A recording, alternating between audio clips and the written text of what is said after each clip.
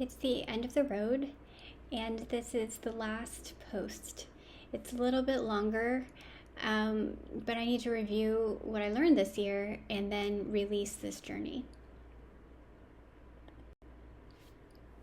I want to express first some gratitude to the audience because you've been here, some of you, for the whole time. You've supported me with your presence, sometimes with your prayers, and sometimes with your comments to thank me or your comments to challenge me. Everything was helpful, even the challenging comments, because it helped me to think about what I was doing in a different way, and it gave me an opportunity to explain things that maybe I needed to clear up. I want to in the first place, talk about the catalyst and remind everybody where this started.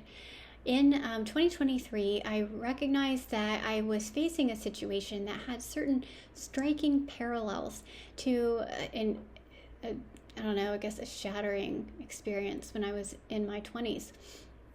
And I thought to myself, I wonder why this is happening again. I wonder if it's a lesson and I'm supposed to learn something, and what would it look like if I responded in a different way than I did back then? And could I possibly heal that original break where I had felt personally betrayed by God in a moment of innocent trust? Could I do it? And if so, how could I do it? All right, so what were the most helpful lessons as I did my homework and followed this little method?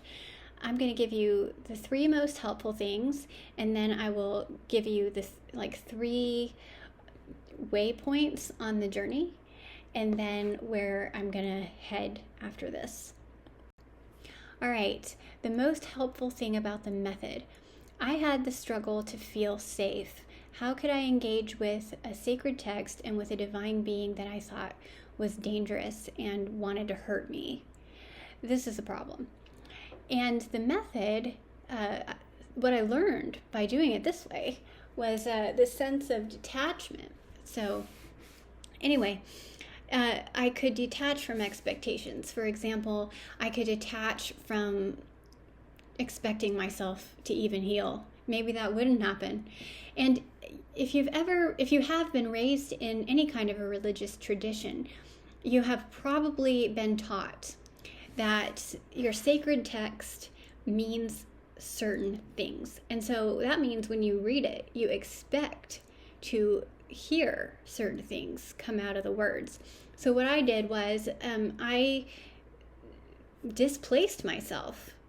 I put myself in a different position, one of a literary scholar, an investigator, who was studying this character in this book. And I wasn't doing that to diminish God. I was doing it so that I could detach from outcomes and detach from the emotional triggers. And the change for me was that I discovered this emotional space to reserve judgment and be surprised. And suddenly I started to notice things that would never have appeared to me before.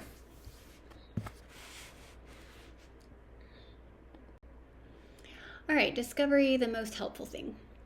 As I was going through this, I had this other struggle. I realized that this original wound that I was trying to deal with was actually part of a larger situation where I had some spiritual and emotional injuries from childhood. And this came from authority figures who justified their behavior in the following way. God has ordained authority. We are the authority. So whatever we do is God's will for you. And these people that I'm thinking of, without being specific, these certain people were very unpredictable. The goalposts were always moving. You never knew when you were going to get punished, and a lot of times you were getting punished for something that you didn't even do. So these people taught me by precept and example that God was a bully and that he backed up the wicked, in fact. So what surprised me, the surprise that helped me so much, was that God's behavior in this book, this character, is consistent and intelligible. You can predict how he's going to feel and what he's going to do about stuff. He doesn't have this disordered personality that has opaque motivations. So seeing that consistency demonstrated, whether I liked it or didn't like it, at least it was consistent. And that was meaningful to me because that is actually how I form trust in real life. I notice if people show up in tangible, consistent ways, even if they're only small things. So I personally build trust that way. So it was meaningful to me to discover this, and it seemed tailored to the issue of me learning to trust again. All right. Next, another huge helpful surprise. I realized I had this big struggle with God's view of women. And there was this secondary injury. And this came from a background where I was living in this really conservative part of the country. And I'm not saying that everybody would be this way, but where I happen to be, I faced discrimination in the church because of my sex, and the discrimination was justified based on the authority of God's word, and basically it was the authority of a certain interpretation of it, but that wasn't how it was put. And then at the same time there was tremendous social pressure for me to fulfill certain traditional roles and expectations. And there's nothing inherently wrong with doing the things that were being insisted upon, but I knew that in my personal circumstances, it would have been the wrong thing to do. But I was having to stand up against people who had no right to my private information, who were insisting that my non-compliance was not God's will for my life. All right, so this is kind of hugely damaging. And a big surprise that I faced in the homework was finding all of these different female creatures, human and otherwise, that are not conventional and that aren't functional. So there's Deborah, the judge, who's actually married, and she's acting as a ruling judge.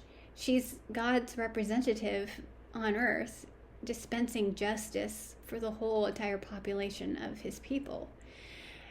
So there's that. And then there were creatures like the ostrich, who technically they have the ability to lay eggs. So they're capable of being mothers in a functional sense, but they actually aren't talented to nurture their eggs. They are talented to be extremely fast Olympic grade runners. And if they were better at being moms, their real magnificence wouldn't shine as brightly. It wouldn't be as glorious.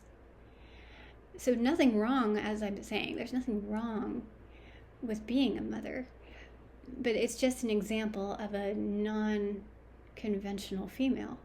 And then there's this other animal who is translated as being a unicorn, and it's probably some kind of extinct wild ox, all right? But it doesn't matter. We can imagine, for the sake of argument, that it's a white, prancing, semi-divine steed with a horn coming out of its forehead, because the meaning is kind of the same. The meaning is the following: would you take this magnificent, wild, free, unique creature, and just because it's strong, would you be crass enough to harness it to a plow and force it into domestic servitude? No, you would warp its purpose and its design. And it would be incredibly obtuse of you to do this. And this is a question that God actually asks. Would you do such a thing? And the rhetorical question, the answer is obviously not. So the change for me was seeing that God's calling is more important than someone's sex, that he decides how he gives talent, gifting to people, and that he's not a respecter of persons.